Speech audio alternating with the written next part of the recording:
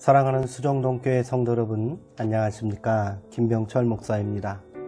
8월 8일 토요일에 드리는 매일 묵상을 시작하겠습니다. 오늘 부르실 찬송가는 436장 나 이제 주님의 새 생명 얻은 몸입니다. 찬송가는 형편에 따라 영상을 잠시 멈추시고 개인적으로 부르시기 바랍니다. 하나님의 말씀은 예레미야 18장 5절에서 10절까지 말씀입니다. 구약성경 1079쪽에 있습니다. 이제 제가 하나님의 말씀을 강독하겠습니다. 이것은 하나님의 말씀입니다. 하나님의 말씀에 경청하시기 바랍니다. 그때에 여호와의 말씀이 내게 임하니라. 이르시되 여호와의 말씀이니라. 이스라엘 족속아, 이 토기장이가 하는 것 같이 내가 능히 너희에게 행하지 못하겠느냐. 이스라엘 족속아, 진흙이 토기장이의 손에 있음같이 너희가 내 손에 있느니라. 내가 어느 민족이나 국가를 뽑거나 부수거나 멸하려 할 때에 만일 내가 말한 그 민족이 그의 악에서 돌이키면 내가 그에게 내리기로 생각하였던 재앙에 대하여 뜻을 돌이키겠고, 내가 어느 민족이나 국가를 건설하거나 심으려 할 때에 만일 그들이 나 보기에 악한 것을 행하여 내 목소리를 청종하지 아니하면 내가 그에게 유익하게 하리라고 한 복에 대하여 뜻을 돌이키리라. 아멘. 토기장이의 집에서 라는 제목으로 묵상 말씀을 나누도록 하겠습니다. 예레미야는 자기가 받은 예언자적 사명에서 달아날 생각은 없었지만 많이 지쳤습니다. 그때 하나님이 그에게 토기장이의 집으로 가라고 명령하십니다. 예레미야는 토기장이의 집에 가서 그가 그릇을 빚는 모양을 유심히 지켜보았습니다. 토기장이는 좋은 흙을 떠다가 채로 거르고 물을 뿌려 진흙을 만들고 그것을 물레 위에 올려놓고는 아주 조심스러운 손길로 진흙의 형상을 부여했습니다. 그런데 토기장이는 그릇을 빚다가 잘 되지 않으면 흙을 뭉개서 다른 그릇을 빚곤 했습니다. 토기장이가 마음에 그린 형상과 진료인 진흙이 절묘한 조화를 이룰 때 그릇 하나가 완성되었습니다. 이윽고 하나님의 말씀이 임합니다. 이스라엘 백성아, 내가 이 토기장이와 같이 너희를 다룰 수가 없겠느냐. 나 주의 말이다. 이스라엘 백성아, 진흙이 토기장이의 손 안에 있듯이 너희도 나의 손 안에 있느니라. 선택받은 백성이라는 자부심에 안주하지 말라는 것입니다. 하나님이 누군가를 택하시는 까닭은 그가 그럴 만한 자격이 있기 때문이 아닙니다. 선택은 철저히 하나님의 몫입니다. 다만 우리가 아는 것은 하나님이 누군가를 부르시는 까닭은 그에게 맡기실 사명이 있기 때문이라는 것이지요.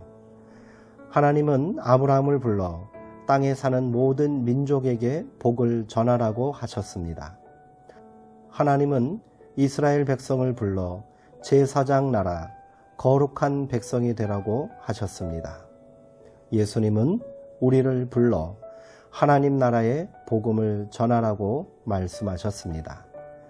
하나님의 부르심을 받은 사람들은 이 음란하고 악한 세대에서 새로운 삶의 가능성을 열어보이는 그루터기가 되어야 합니다. 신영복 선생님은 감옥으로부터의 사색에서 가을에 사서 징역살이 하던 방에 걸어두었던 마늘을 이듬해 봄에 껍질을 벗기다가 느낀 것을 적으셨습니다. 마늘 한 통 6쪽에 겨울을 넘긴 모습이 가지가지입니다. 썩어 문드러져 냄새나는 놈. 저 하나만 썩는 게 아니라 옆의 쪽까지 썩게 하는 놈이 있으며 새들새들 시들었지만 썩기만은 완강히 거부하고 그나마 매운맛을 간신히 지키고 있는 놈도 있으며 폭삭 없어져 버린 놈이 있는가 하면 반대로 마늘 본연의 생김새와 매운맛을 생생하게 간직하고 있는 놈도 있습니다. 그러나 그 중에도 우리를 가장 흐뭇하게 하는 것은 그 속에 싹을 키우고 있는 놈입니다. 교도소의 천장 구석에 매달려 그 긴 겨울을 겪으면서도 새싹을 키운 그 생명의 강인함에 놀라지 않을 수 없습니다. 초록빛 새싹을 입에 물고 있는 작은 마늘 한 쪽, 거기에 담긴 봄은 결코 작은 것이 아닙니다. 그 혹독한 겨울 추위를 견디고 기어이 싹을 틔우고 마는 마늘 이야기는 오늘 우리의 삶이 어떠해야 하는지를 보여주는 상징처럼 여겨집니다. 작은 마늘 쪽에 담긴 봄처럼 이 엄혹한 세상에 성도들은 봄 소식이 되어야 합니다. 진흙이 토기장이의 손에 있듯이 너희도 내 손 안에 있다. 두려운 말씀입니다. 아무리 하나님의 선택받은 백성이라 해도 썩어 문드러지면, 그래서 주변까지도 썩게 하면 하나님은 그를 버리실 것입니다. 기도하시겠습니다. 하나님, 에덴에서 추방된 인간은 만족을 모릅니다. 마음에 깃드는 공허함을 채우기 위해 동분서주합니다만 그 분주한 발걸음이 우리를 인도하는 것은 또 다른 공허 혹은 혼돈일 뿐입니다. 그럴 때마다 우리는 누군가를 원망합니다.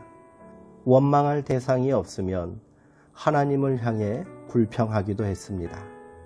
하나님, 우리에게 주신 삶의 분깃을 소중히 여기면서 기뻐하며 살게 하옵소서. 우리를 빚어주신 주님의 뜻에 합당한 삶을 살도록 인도하여 주옵소서. 예수님의 이름으로 기도합니다. 아멘. 예레미야에게 주신 하나님의 말씀은 위로의 말씀임과 동시에 경고의 말씀이기도 합니다. 우리는 토기장이의 손에서 정성스럽게 빚어진 그릇 같은 존재이기에 위로가 되기도 하지만 그릇이 만듦새에 합당하지 않으면 깨어버릴 수 있다는 말은 경고가 됩니다.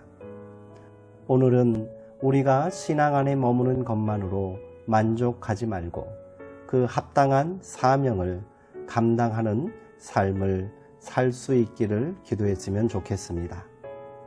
사랑하는 성도님들, 오늘도 평안하시고요. 주 안에서 강건하시기 바랍니다.